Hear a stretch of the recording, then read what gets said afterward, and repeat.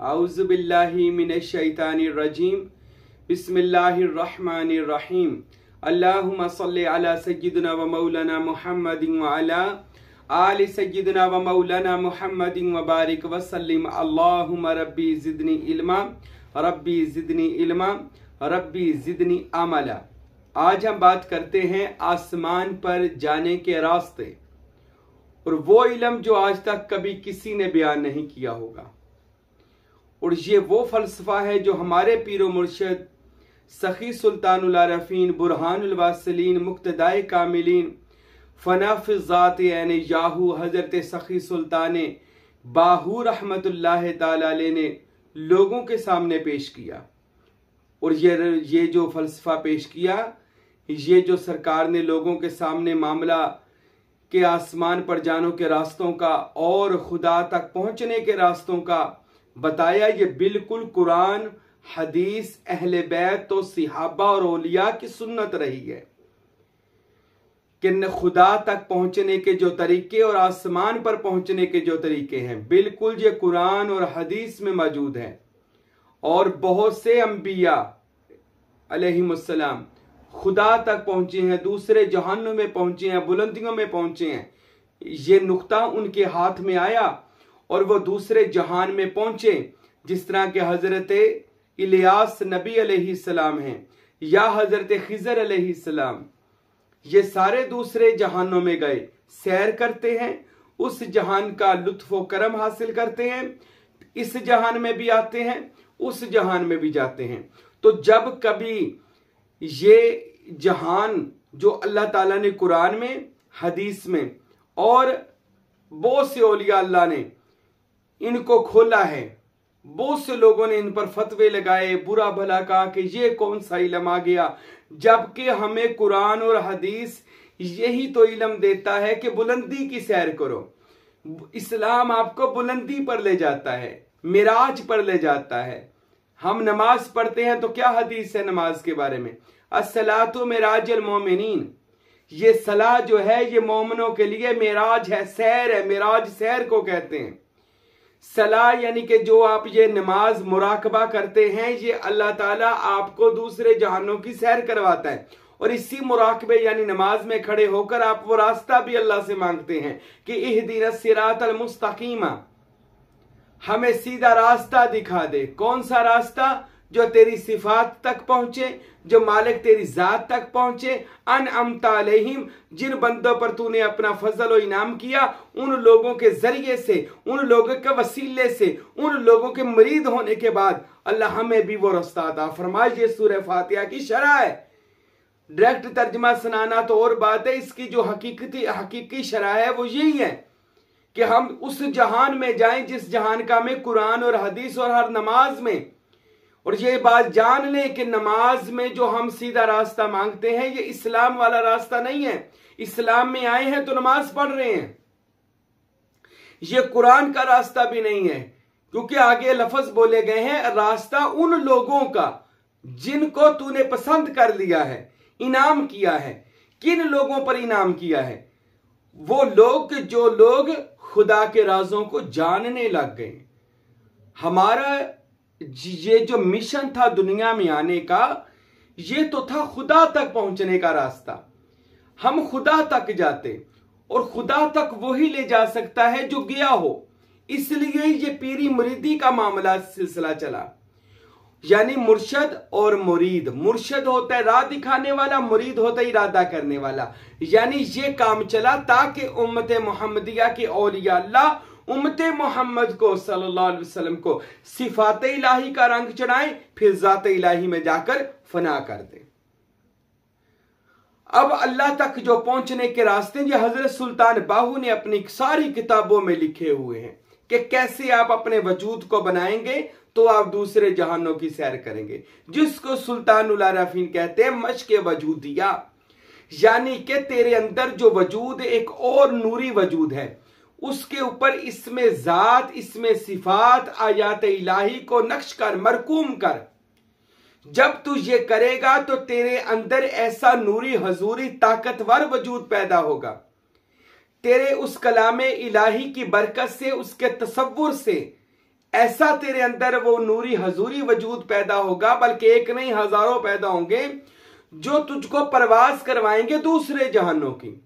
यहां तक कि अगर तू उसमें कामल अकमल मुकम्मल हो जाता है तो अपने जाहरी जिस्म को भी साथ लेकर जा सकता है।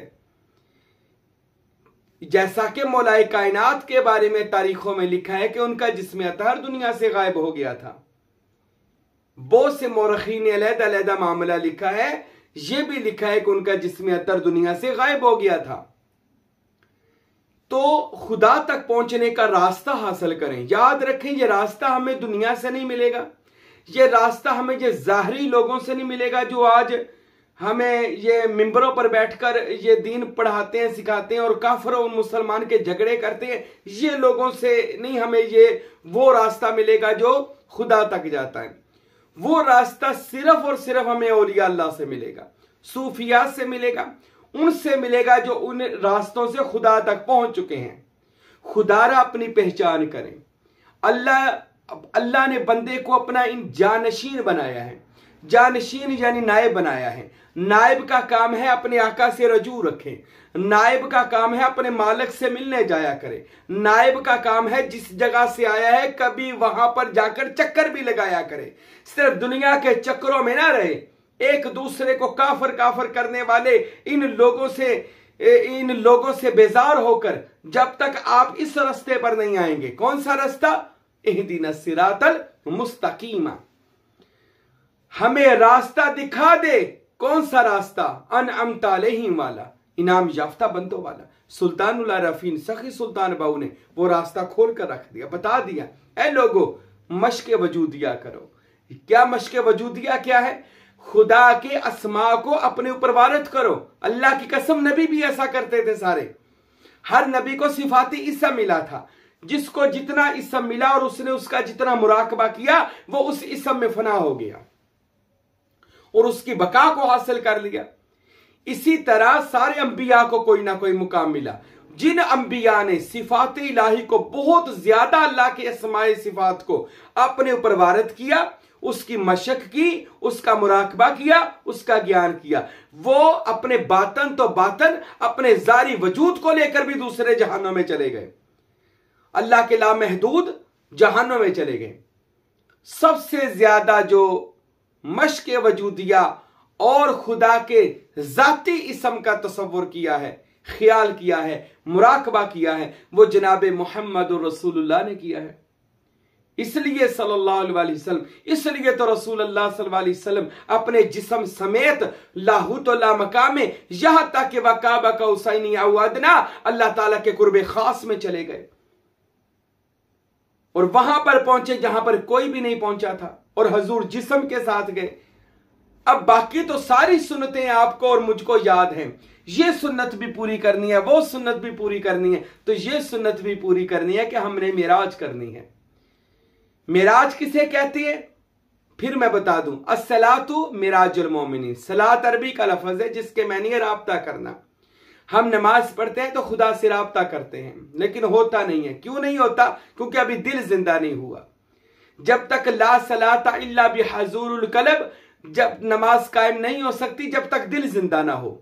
आपका दिल जिंदा होगा तो राब्ता अल्लाह ताला से होगा ना। दिल का राब्ता अल्लाह ताला से दिल का राब्ता होता है। अल्लाह ताला ने दिल को अपना हरम कहा है। जब दिल ही नहीं साफ हुआ, दिल ही नहीं बना, दिल ही जिंदा नहीं हुआ, मुर्दा दिल लेकर नमाज पढ़ने गए तो फायदा ना हुआ। तो इस फायदा नमाज के फायदे हासिल करने के लिए सबसे पहले शर्त है दिल को जिंदा करें। तो दिल को जिंदा किससे किया जाएगा? कोई कामल मुर्शद की मुरीदी के बगैर दिल जिंदा नहीं हो सकता। कामल मुर्शद के बैत होंगे, वो आपको जिक्र इलाही, फिक्र इलाही, तसव्वुर इलाही करवाएगा, यानी कि आपको मुराकबात करवाएगा, आपको वो जो भी है अपने बताए हुए तरीके बताएगा, जैसे सुल्तान बाहू ने बताए। और कह देना जी ये एक अलहदा मामला है, ये अलहदा मामला नहीं है। सुल्तान बाहू रहमतुल्लाह अलैह ने वही मामला, वही फलसफा, वही चीज बयान की है जो 1400 साल पहले मोहम्मद मुस्तफा ने बयान की थी, लेकिन वो आज हम तक वैसे पहुंची नहीं है। हम तक वैसे उस चीज को सिर्फ औलिया अल्लाह ने पहुंचाया है, सुल्तान बाहू रहमतुल्लाह अलैह ने पहुंचाया है। अब सुल्तान बाहू फरमाते हैं कि अल्लाह ताला के हजारों लाखों अस्मा हैं। हम मिसाल के तौर पर इसमें रहमान या रहीम या हय्यो या कय्यूम, अब अल्लाह की रहमानियत की जो सिफत है, यानी वो बड़ा मेहरबान है। कितना मेहरबान है, क्या हम उसकी मेहरबानी की कोई हद मुकर्रर कर सकते हैं? नहीं। ये पूरी कायनात अल्लाह की मेहरबानी की हद को पूरा नहीं कर सकती, यानी उसकी इतनी लामहदूद उसकी मेहरबानियां हैं। तो फिर अल्लाह ताला ने क्या किया, अपने हर अस्मा के लिए पूरी पूरी कायनात को तश्कील कर दिया, पूरा एक जहान उस इसम का बना दिया। मिसाल है रहीम है, रहम करने वाला, तो रहम करने वाला खुदाए बुजुर्ग और उसकी सिफात हो रहीम, और वो रहीम को छोटी सी सिफात है? नहीं, वो इसे जहान में समा ही ना सकी, इसलिए पूरी कायनात बना दी गई इसमें रहीम के लिए। इसी तरह जितने भी अस्मा हैं ये पूरी कायनात रखते हैं, और सिर्फ ये कायनात ही नहीं रखते, उसमें इस अस्माए इलाही के जो अस्मा हैं, इनके जो मरातब हैं वो बंदों को अता किए जाते हैं। जो किसी भी अस्मा का अपने बागौर तसव्वुर करता है, उनका जिक्र करता है, उनको अपने फिक्र के साथ अपने ख्यालों में लाता है, अपने तसव्वुर में लाता है, जो सुल्तान बाहू ने फरमाया। तो इसी तरह आप जितने भी अस्मा इलाही हैं उनको जब अपने वजूद पर आप वारद करेंगे तो उन अस्मा इलाही का सबसे पहले नूर आप में आएगा, नूर आएगा जितना आप उस अस्मा का तसव्वुर करेंगे। मिसाल है या हय्यो या कय्यूम, अब जितना इसका तसव्वुर कर लेंगे उतना ही अल्लाह ताला आप पर हय्यो वाली नजर करेगा, यानी जिंदा। तो आपका कल्ब जिंदा, रूह जिंदा, लतीफा सिर्री खफी मखफी अखफा, सारे जो लताइफ हैं अल्लाह हय्यो के जरिए जिंदा फरमाएगा। और फिर सिर्फ जिंदा नहीं फरमाएगा, अल्लाह ताला फिर आपको उस जहान की सैर करवाएगा और जाकर हय्यो के समंदरे हई में गोताजन करेगा और आपको अपने इसमें हय्यो का रंग चढ़ाएगा, और आप में ये ताकत पैदा हो जाएगी, आप किसी को जिंदगी के लिए दुआ करेंगे तो उसकी जिंदगी बढ़ जाएगी। मुर्दे पर तवज्जो करेंगे तो वो अल्लाह के हुक्म से जिंदा होगा, जैसे ईसा मसीह ने जिंदा किया या जनाब गौसे आजम ने जिंदा किया। मुर्दा दिलों को जिसको चाहे वह जिंदा कर देगा। इसी तरह कय्यूम, हमेशा रहने वाला, जब कोई बंदा लफ्ज़े इसमें कय्यूम पर तवज्जो करता है और फिर उसमें गुम होता है और उसको अपने पर वारद करता है। बहुत से औलिया अल्लाह को आपने देखा होगा, वो एक ही लफ्ज का जिक्र करते सारी जिंदगी गुजर जाती है, हत्ता कि ये वक्त आ जाता है वो एक लफ्ज ही उनकी पूरी गद्दी चलाता है, पूरे सिलसिले का वो एक लफ्ज चला रहा होता है। अल्लाह की कसम, ये जितनी गद्दियां हैं एक एक अस्मा इलाही के जरिए चल रही हैं। अपने पल्ले तो कुछ हो ना या ना हो, ये अलहदा मामला है, लेकिन अस्मा इलाही का इतना विर्द किया गया, इतना तसव्वुर किया गया, इतना ख्याल किया गया कि वो अस्मा इलाही एक पूरी कायनात बन गई और उसने पूरे आस्ताने को, पूरी गद्दी को, पूरे जहान को चलाना शुरू किया। ये वो राज है जो कोई किसी को नहीं बताता। बस ये कहते हैं ये लफ्ज पढ़ी जो, वो लफ्ज पढ़ी जो, मैं नमाज पढ़ी जो, हाँ ठीक है ये पढ़ना चाहिए, नमाज पढ़नी चाहिए, लफ्ज पढ़ने चाहिए, लेकिन इसकी हकीकत को कैसे जानेंगे? वो हमें तरीका सुल्तान बाहू ने बताया। वो तरीका मेरे मुर्शद हजरत फकीर अब्दुल हमीद साहब ने भी मुझे बताया। हम अगर किसी जहान में, अब सुनिए, अब हम किसी जहान में जाना चाहते हैं, किसी और जहान की सैर करना चाहते हैं जहां पर हजरत खिजर रहते हैं, तो खिजर का जिक्र था या हय्यो, जिंदा। तो हम हय्यो एक खूबसूरत कागज पर या हय्यो लिखेंगे, या नहीं लिखेंगे, हय्यो लिखेंगे, खूबसूरत खुशखत लिखेंगे।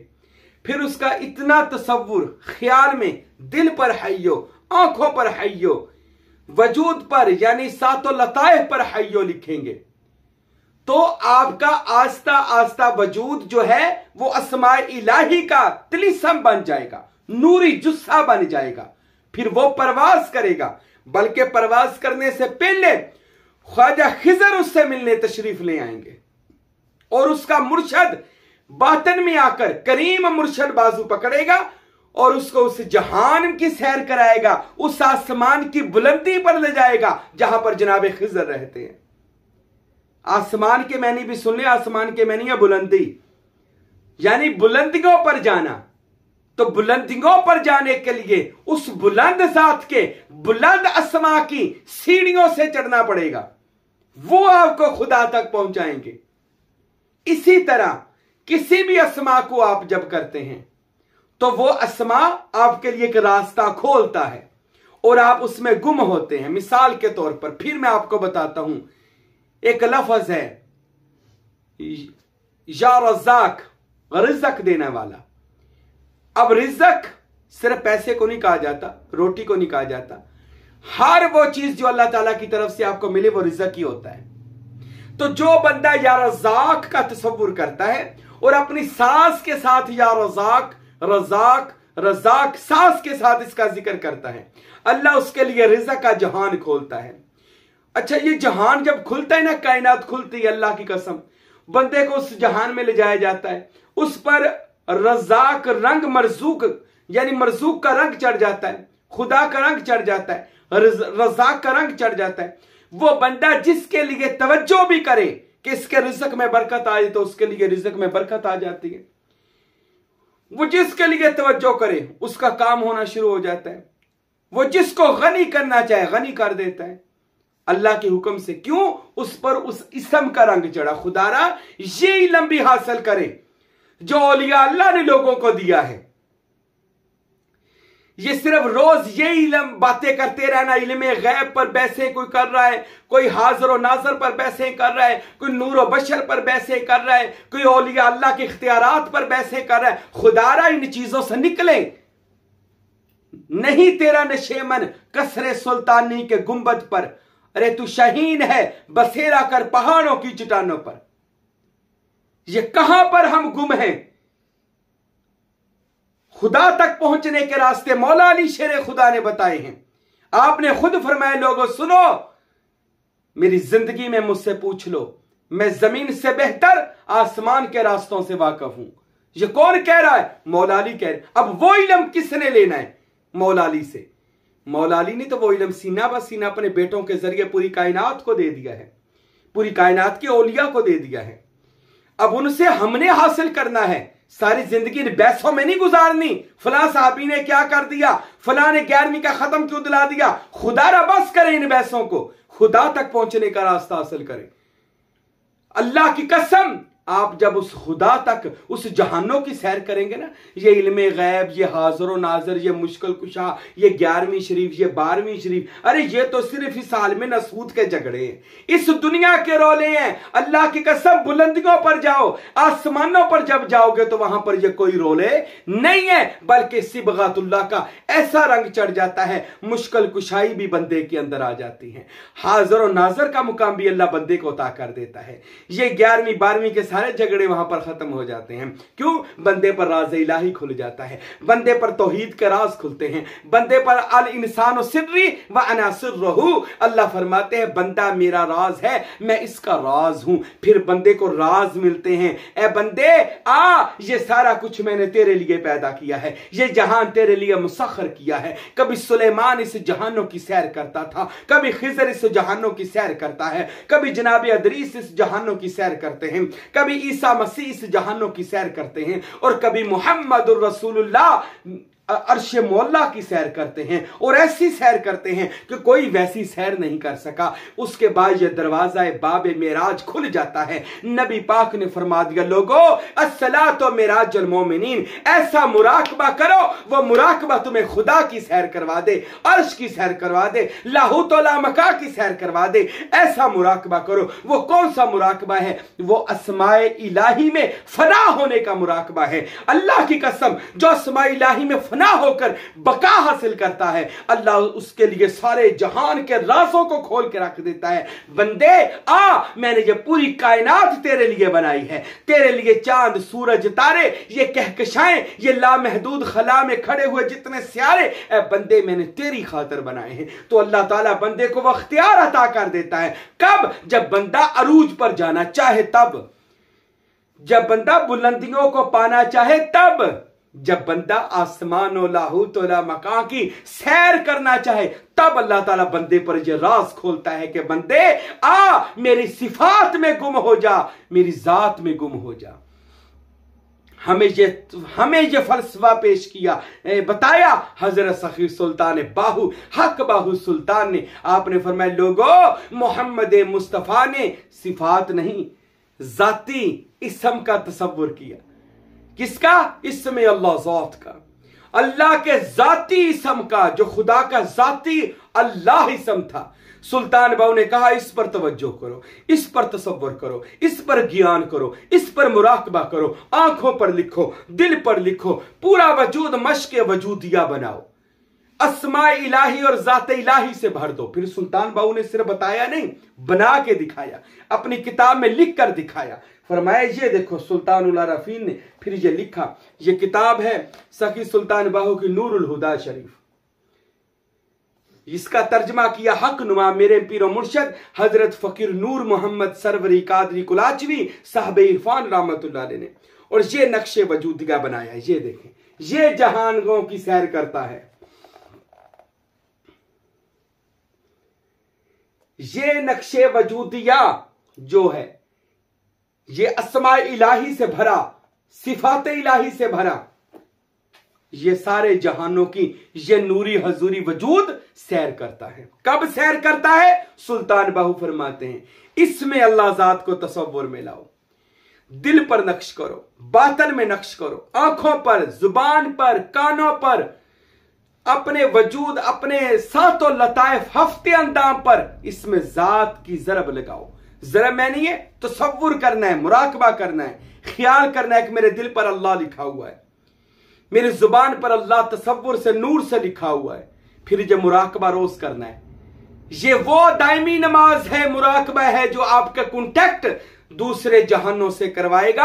आपके के लिए लाहौत मका के दरवाजे खुल जाएंगे, अल्लाह की कसम। फिर आप जितना तसव्वुर करोगे उतने दरवाजे खुलेंगे, जहां जाना चाहो जा सकोगे। सुल्तान बाहू फरमाते हैं जो बंदे अपने आप को अस्मा इलाही में फना कर देते हैं, वो इसमें जात में चले जाते हैं, उनका एक कदम जमीन पर है, दूसरा कदम दूसरे जहान में है। यानी एक कदम में दूसरे जहान में पहुंचते हैं। देखते हैं वहां पर क्या हो रहा है, कौन कौन से। अल्लाहु अकबर, हजरत इमाम हसन और हजरत इमाम हुसैन जो जन्नत के बादशाह हैं, वो भी उस जहानों में गए। अपने उस सियारे कौन से? जन्नत वाला जहान, क्योंकि वो जन्नत के जहान वाले जो सबसे बड़ा अल्लाह ताला का सियारा है, कुर्रा है, कायनात है, इमाम हसन और हुसैन उसके सरदार हैं, जो सबसे बड़ा अल्लाह का और ता क़यामत रहने वाली कायनात है। तो मेरे भाइयों आओ इसकी सैर करें, इस नक्शे कदम पे चले जो सुल्तान बाहू ने बताया, जो फकीर नूर मोहम्मद कुलाचवी ने अपनी किताब इरफान में बताया। मेरे भाइयों वो कौन सा तरीका है? वो है खुदा तक पहुंचने का अस्माए इलाही के जरिए तरीका। इसके सिवा कोई तरीका नहीं आप खुदा तक पहुंच सकते हैं, मगर ये तरीका हक बाहू सरकार ने लिख दिया, बता दिया, और ये फकीर भी आपको बता रहा है। आइए खुदा के अस्मा पर तवज्जो करें और बुलंदियों पर जाएं, आसमानों पर जाएं, अपनी आप को पहचाने। खुदा के नायब बनकर दुनिया में आए हैं। नायब का काम है अपने आका के साथ रजू रखना, अपने आका को मिलते रहा करना। और मेरे भाइयों, औलिया अल्लाह के खिलाफ बोलने से बेहतर ये है कुछ तहकीक कर ले, कुछ सुन ले, समझ ले, कुछ उस जहान की भी सैर कर लें।